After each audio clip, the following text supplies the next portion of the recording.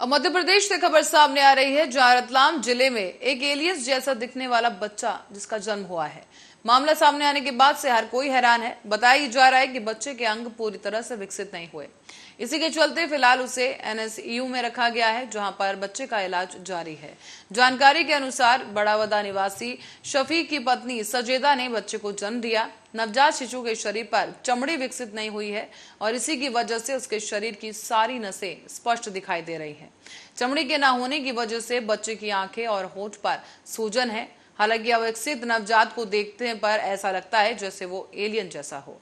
हालांकि डॉक्टर्स इसके पीछे जेनेटिक समस्या बता रहे हैं और मेडिकल टर्म में ऐसे बच्चों को कोलॉजियन बेबी कहा जाता है।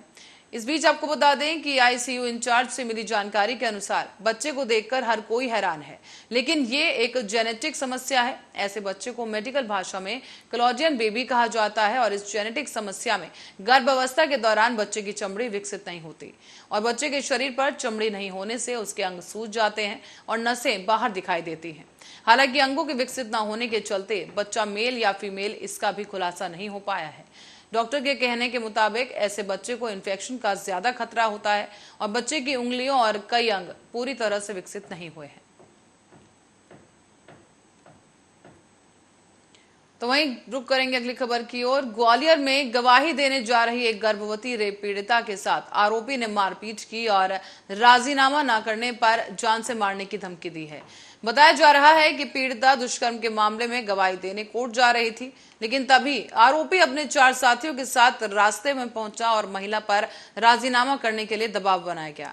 महिला ने इनकार किया तो इनकार करने पर आरोपी ने अपने साथियों के साथ मिलकर उसकी बेल्ट और लात घूंसों से पिटाई की। पुलिस के अनुसार अब पीड़िता ने बड़ौहिडापुर थाने में दुष्कर्म की एफआईआर दर्ज करवाई थी और इस मामले की सुनवाई जिला न्यायालय में चल रही है। जब सुनवाई के लिए महिला कोर्ट जा रही थी तो उसी वक्त झांसी रोड के पास आरोपियों ने उसे रोका और उसके साथ मारपीट की गई।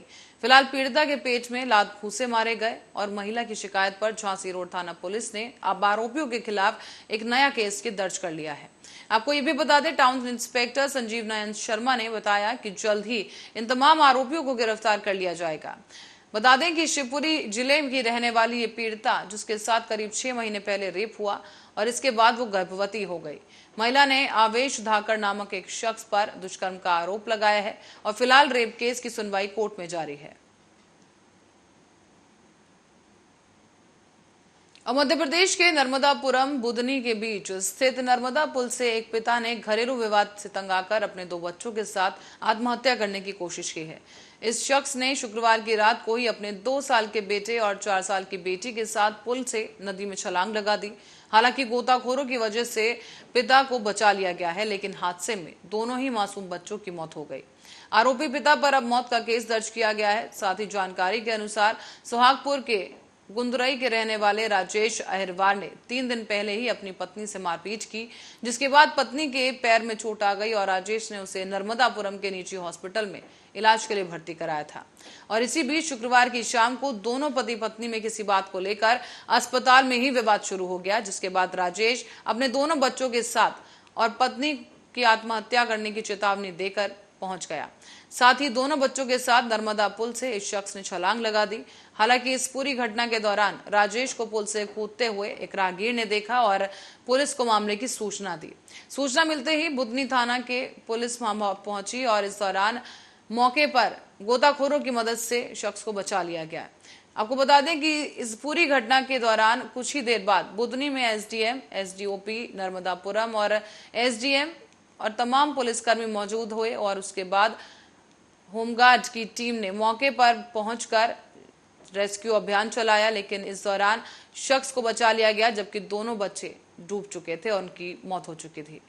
फिलहाल अब पुलिस ने यह मामला दर्ज कर लिया है और अब आगे की कार्रवाई की जा रही है। खबर खंडवा से सामने आ रही है, जहां शुक्रवार की रात को एक दर्दनाक सड़क हादसे में 3 महिलाओं समेत 2 मासूमों की मौत हो गई। खंडवा के खिरकिया खालवा के बीच में धनौरा गांव में एक ट्रैक्टर ट्रॉली पलटने की वजह से 5 लोगों की मौत हो गई है, जबकि करीब 15 लोग घायल बताए जा रहे हैं। फिलहाल घायलों का इलाज अस्पताल में जारी है और बताया जा रहा है कि ट्रैक्टर में सवार होकर करीब 35 लोग मेड़ा पानी के कुनबा हरदा में मन्नत कार्यक्रम में लौट रहे थे। यहां पर हरसूद एसडीओपी से मिली जानकारी के अनुसार धनौरा में शाम के समय हुआ यह हादसा, जहां ट्रैक्टर ट्रॉली अनियंत्रित होकर पलट खा गई। इस बीच आपको ये भी बता दें कि ट्रॉली में सवार करीब 35 लोग नीचे गिर गए, जबकि ग्रामीणों ने ट्रैक्टर के नीचे दबे लोगों को बाहर निकाला है। इस पूरे हादसे में 5 लोगों ने खिरकिया में इलाज के दौरान दम तोड़ दिया, जबकि 6 की हालत अभी भी गंभीर बनी हुई है।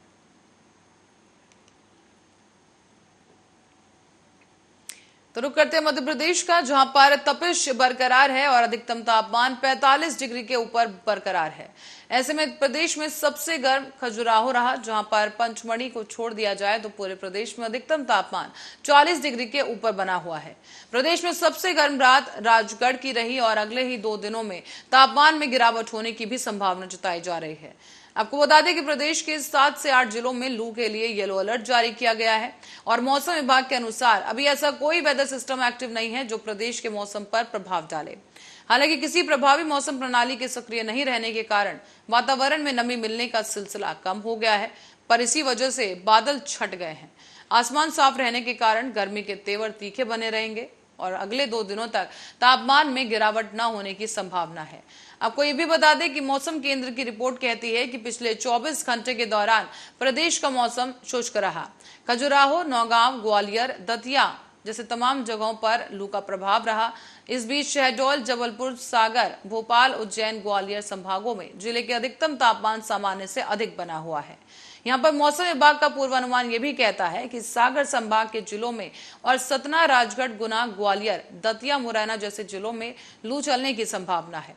हालांकि मौसम विभाग का यह भी कहना है कि आगामी 2 दिन तक तापमान में विशेष परिवर्तन की कोई उम्मीद नहीं है, पर उसके बाद अधिकतम तापमान 2 से 4 डिग्री तक गिर सकता है।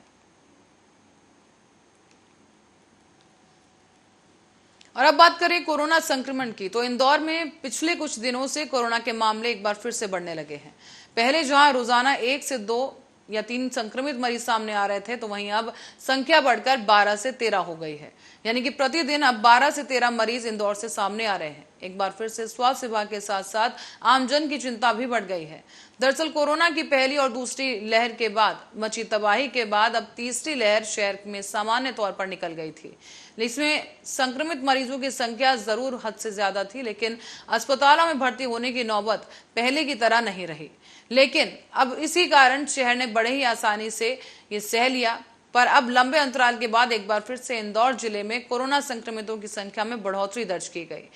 गुरुवार के आंकड़ों की बात की जाए तो स्वास्थ्य विभाग द्वारा जारी की गई मेडिकल बुलेटिन में कोरोना से पॉजिटिव 12 मरीजों की पुष्टि की गई।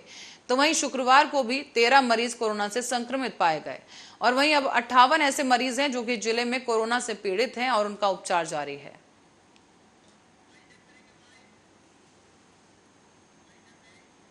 और इसी खबर के साथ ही मध्य प्रदेश और छत्तीसगढ़ बुलेटिन में फिलहाल के लिए इतना ही। देश और दुनिया की तमाम खबरों के लिए बने रहे हमारे साथ, देखते रहे आर्या न्यूज।